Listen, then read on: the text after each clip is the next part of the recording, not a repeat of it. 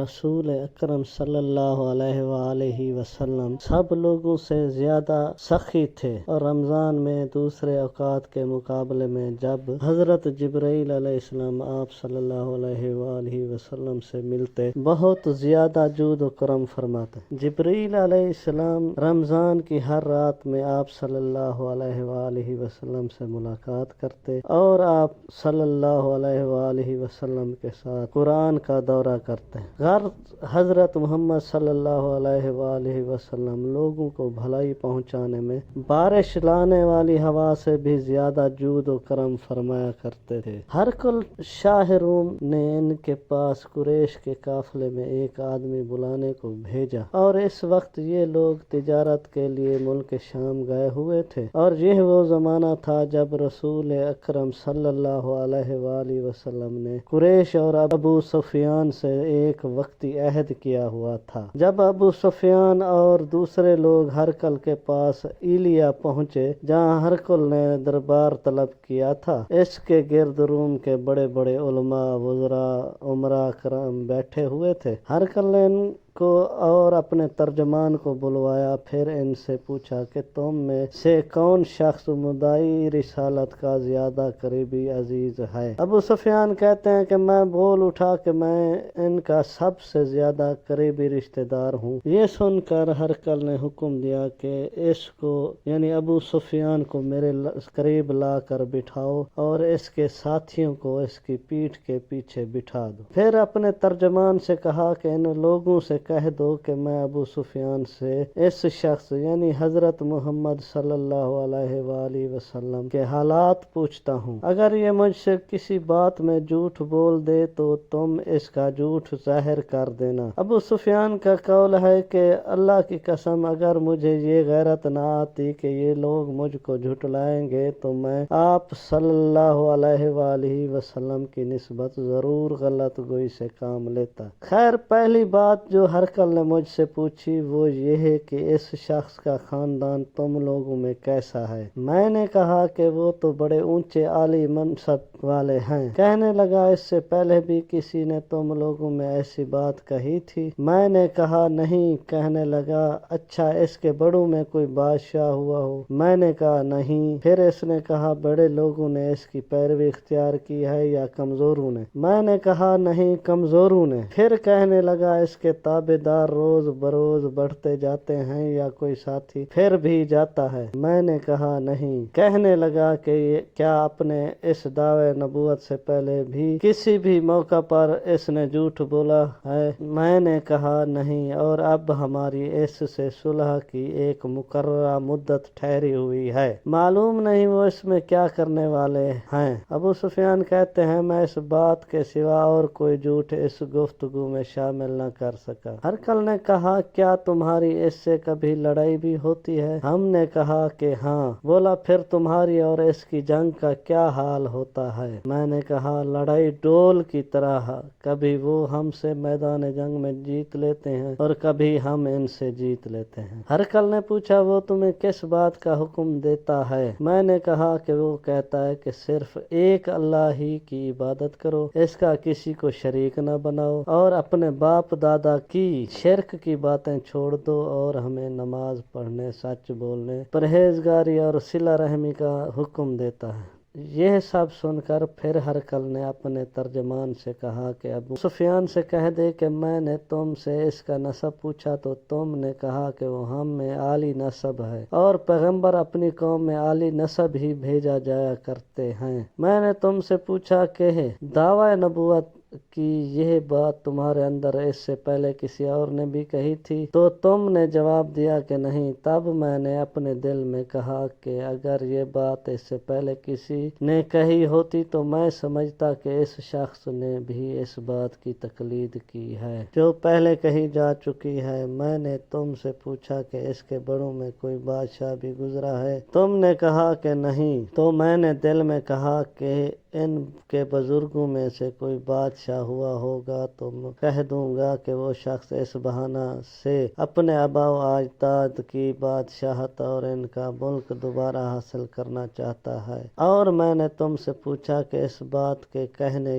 یعنی پیغمبری کا دعویٰ کرنے سے پہلے تم نے کبھی اس کو دروغ گوئی کا الزام لگایا ہے؟ تم نے کہا کہ نہیں۔ تو میں نے سمجھ لیا کہ جو شخص آدمیوں کے ساتھ دروغ گوئی سے بچنے اور اللہ کے بارے میں کیسی جھوٹ بات کہہ سکتا ہے۔ اور میں نے تم سے پوچھا کہ بڑے لوگ اس کے پیروکار ہوتے ہیں یا کمزور؟ تم نے کہا کمزوروں نے اس کی اتباع کی ہے۔ تو دراصل یہی لوگ پیغمبروں کے متبعین ہوتے ہیں۔ اور میں نے تم سے پوچھا کہ اس کے ساتھی بڑھ رہے ہیں یا کم ہو رہے ہیں؟ تم نے کہا کہ وہ بڑھ رہے ہیں۔ اور ایمان کی کیفیت یہی ہوتی ہے حتیٰ کہ وہ کامل ہو جاتا ہے۔ اور میں نے تم سے پوچھا کہ آیا کوئی شخص اس کے دین سے ناخوش ہو کر مرتد بھی ہو جاتا ہے؟ تم نے کہا نہیں۔ تو ایمان کی خاصیت بھی یہی ہے، جن کے دلوں میں اس کی مسرت رچ بس جائے وہ اس سے لوٹا نہیں کرتے۔ اور میں نے تم سے پوچھا کہ آیا وہ کبھی عہد شکنی کرتے ہیں؟ تم نے کہا نہیں۔ پیغمبروں کا یہی حال ہوتا ہے، وہ عہد کے خلاف ورزی نہیں کرتے۔ اور میں نے تم سے کہا کہ وہ تم سے کس چیز کے لیے کہتے ہیں؟ تم نے کہا کہ وہ ہمیں حکم دیتے ہیں کہ اللہ کی عبادت کرو، اس کے ساتھ کسی کو شریک نہ ٹھہراؤ، اور تمہیں بتوں کی پرستش سے روکتے ہیں، سچ بولنے اور پرہیزگاری کا حکم دیتے ہیں۔ لہٰذا اگر یہ باتیں جو تم کہہ رہے ہو سچ ہیں تو ان قریب وہ اس جگہ کا مالک ہو جائے گا جہاں میرے یہ دونوں پاؤں ہیں۔ مجھے معلوم تھا کہ وہ پیغمبر آنے والے ہیں، مگر مجھے یہ معلوم نہیں تھا کہ وہ تمہارے اندر ہوگا۔ اگر میں جانتا کہ اس تک پہنچ سکوں تو اس سے ملنے کے لیے ہر تکلیف گوارا کرتا۔ اگر میں اس کے پاس ہوتا تو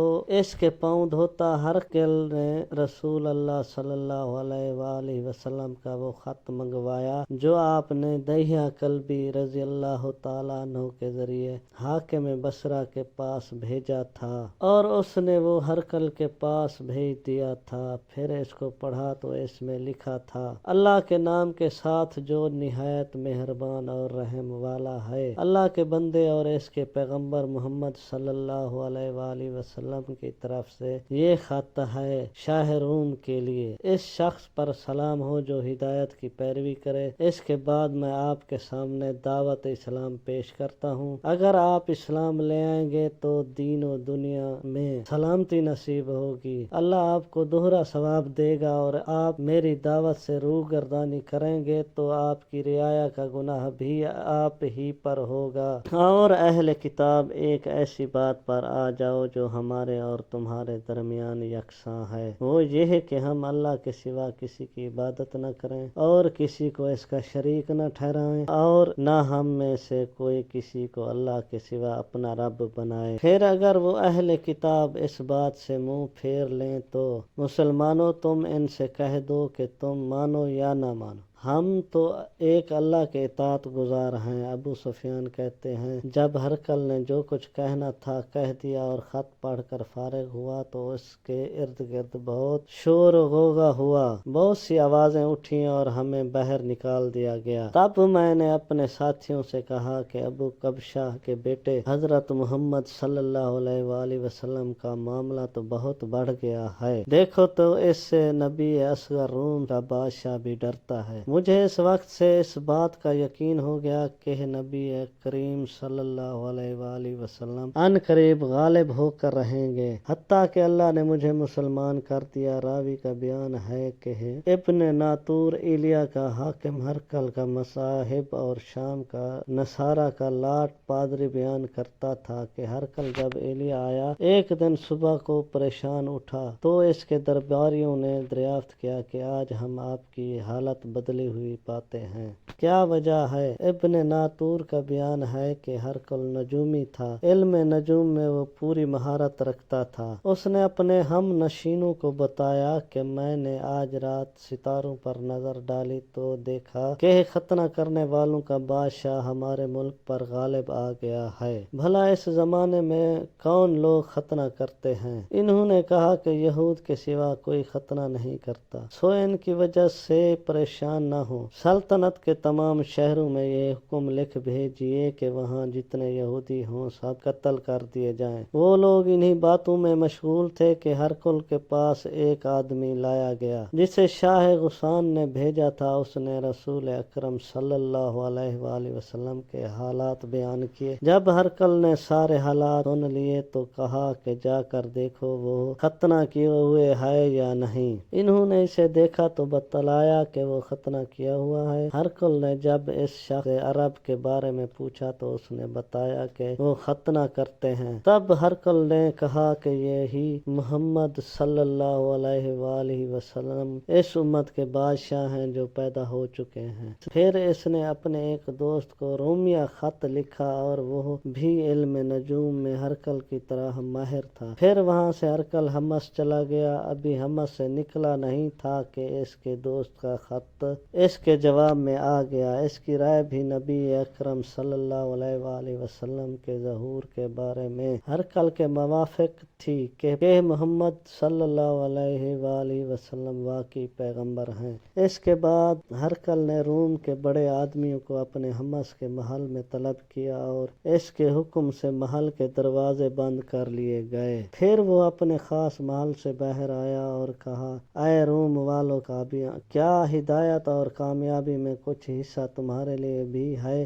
اگر تم اپنی سلطنت کی بقا چاہتے ہو تو پھر اس نبی کی بیعت کر لو اور مسلمان ہو جاؤ۔ یہ سننا تھا کہ پھر وہ لوگ وحشی گدھوں کی طرح دروازوں کی طرف دوڑے مگر انہیں بند پایا۔ آخر جب ہرقل نے اس بات سے ان کی یہ نفرت دیکھی اور ان کے ایمان لانے سے مایوس ہو گیا تو کہنے لگا کہ ان لوگوں کو میرے پاس لاؤ۔ جب وہ دوبارہ آئے تو اس نے کہا کہ میں نے جو بات کہی تھی اس سے تمہاری دینی پختگی کی آزمائش مقصود تھی، سو وہ میں نے دیکھ لی۔ تب یہ بات سن کر وہ سب کے سب اس کے سامنے سجدے میں گر پڑے اور اس سے خوش ہو گئے۔ بالآخر ہرقل کی آخری حالت یہ ہی رہی۔ ابو عبداللہ کہتے ہیں کہ اس حدیث کو صالح بن کیسان، یونس اور معمر نے بھی زہری سے روایت کیا ہے۔ مزید معلوماتی ویڈیو دیکھنے کے لیے ہمارے چینل کو لائک اور سبسکرائب ضرور کریں۔